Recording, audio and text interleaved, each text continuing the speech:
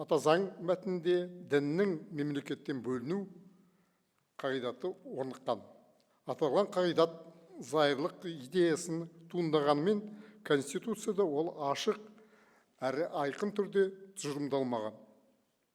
Конституциялық құқық тұрғысынан бұл мәселенің түбегейлі маңызы бар.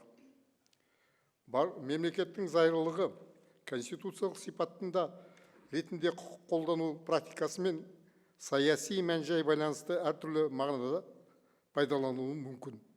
Сонымен қатар діннің мемлекеттен бөліну қағидаты, діни бірлестіктердің жария билік органдардың қызметіне араласу шегін және керісінше мемлекеттің діни салаға қатысу шекараларын айқындайды.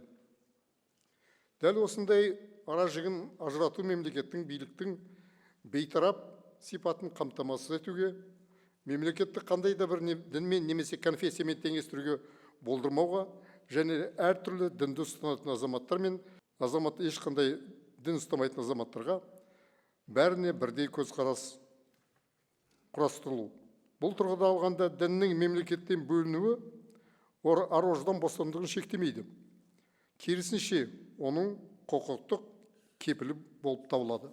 Халықаралық тәжірибе көрсеткендей, осы мәселедегі құқықтық айқындықтың маңызы ерекше. Діннің мемлекеттен бөліну туралы тікелей конституциялық норманың болмауы құқық қолдану тәжірибесіне екіұшты жол береді. Жоғары заңдық күшенген не акт ретінде Конституция мұндай нәсік салада кеңейтілген түсіндіруге жол бермеуге тиіс.